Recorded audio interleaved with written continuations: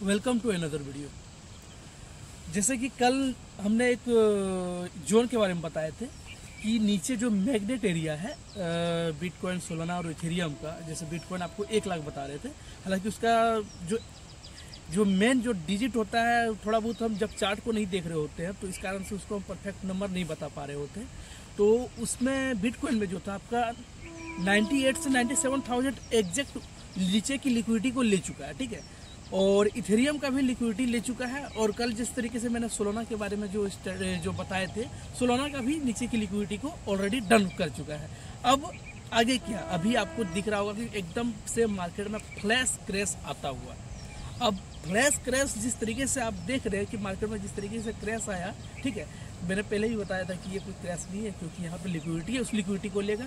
अब हम लोगों को अगला प्लान क्या होना चाहिए, जिस तरीके से मैंने क्लासेस में डिस्कस किया था कि 3 कैंडल स्विंग के ऊपर अपना सेटअप ढूंढना है। अभी वेट करना है जब तक 3 कैंडल स्विंग नहीं बनेगा। आप हर एक जोन में जाइएगा, आप देखिएगा कि 3 कैंडल स्विंग किस तरीके से बनता है, उस हिसाब से आप अपना ट्रेड प्लान कर सकते हैं। बात रही निफ्टी का, आज 14 नवंबर है और आज बिहार में जो है कि रिजल्ट भी आने वाला है, न्यूज़ किसकी सरकार बनेगी, उस हिसाब से निफ्टी भी, इंडियन मार्केट भी रिएक्ट करेगा।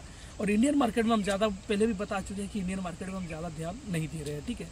और साइकोलॉजी से रिलेटेड एक बात करना चाहेंगे, इमोशन।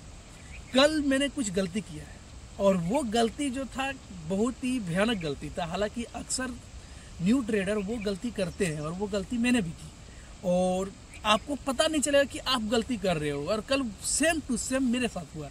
मैं रोज़ काफ़ी अच्छा ट्रेड बनाता था, कुछ ना कुछ प्रॉफिट लेके निकल जाता था।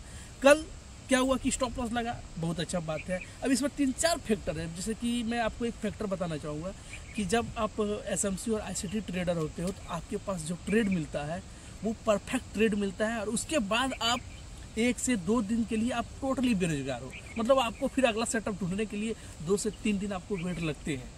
अब क्या हो रहा है कि सेम टू सेम मैं भी वो उसी सेटअप पे काम करता हूँ। मुझे ट्रेड मिले, 2 ट्रेड मिले, 3 ट्रेड मिले, बहुत बढ़िया ट्रेड मिला, मैं खुश था। जितने भी प्रॉफिट हुए वो सारे प्रॉफिट हमने विड्रॉ कर लिए और बाकी जो बचा वो प्रॉफिट का ही कुछ हिस्सा मेरे अकाउंट में रहा और फिर मैंने ट्रेड किया। अब आपको बताते हैं कि वहाँ पे जो ट्रेड कर रहे थे, वहाँ पे ट्रेड नहीं कर रहे थे, वहाँ पे गेम, मतलब एक तरह से समझिए कि गैम्बलिंग होने लगा। अब क्या हुआ कि एसएल लगा।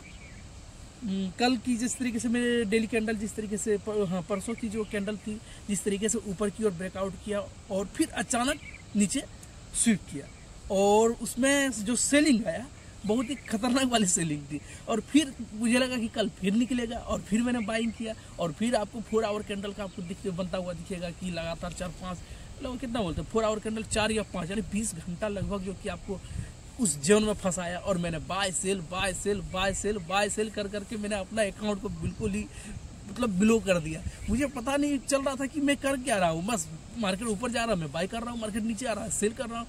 मतलब जब मेरा अकाउंट बिलो हुआ, फिर मैं जब अपना सेटअप बंद किया, सेटअप बंद करके जब मैं कहीं और गया, फिर मैंने देखा कि भाई साहब ये क्या कर दिए। अब ये तो इमोशन के साथ हम खेल रहे थे और इमोशन हमको चौपट करके रख दिया। और ये जो मतलब मुझे लगा कि आपके साथ शेयर करना चाहिए। फिर बाद में मैंने रियलाइज़ किया, फिर उसको नोटबुक में लिखा कि भाई साहब इमोशन इतना खतरनाक चीज़ है कि आपको पता नहीं चलेगा कि आप इतनी बड़ी गलती कर रहे हो। इसीलिए मार्केट में जब भी आप ट्रेड करते हो आप लॉजिक बेसिस पे काम करो और जब लॉजिक बेसिस पे जब आपको ट्रेड मिल जाए तो आप मार्केट से कोशिश करो कि बाहर निकल जाए। अगर आप बाहर नहीं निकलोगे तो आपको कब इमोशन हावी हो जाएगा आपको पता नहीं चलेगा। जब तक आपका पूरा अकाउंट बिलो नहीं हो जाएगा, तब आपको, जब आपका अकाउंट बिलो हो जाएगा तब आपको मार्केट से बाहर निकलना मजबूरी हो जाएगा। और आप मार्केट से बाहर निकलोगे तो फिर देखोगे भाई साहब हमने तो गलती कर दिया। तो कल मेरे साथ कुछ ऐसा ही हुआ। अब नेक्स्ट टाइम से मैं इसको कोशिश करूँगा, ध्यान रखूँगा कि ये कभी नहीं हो और ऐसा आप लोगों के साथ नहीं हो। इसीलिए मैं आपको इसके बारे में बता रहा हूँ, ठीक है।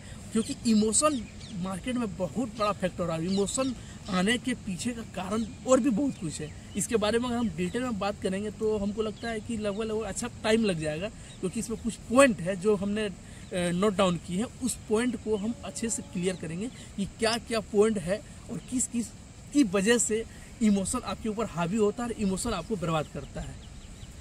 अगर इसमें से अगर आपको कुछ अच्छा सीखने को मिला है तो आप इसको लाइक कीजिएगा, सब्सक्राइब कीजिएगा, शेयर कीजिएगा। नेक्स्ट वीडियो फिर हम बहुत जल्द लाएंगे, तब तक के लिए बाय बाय।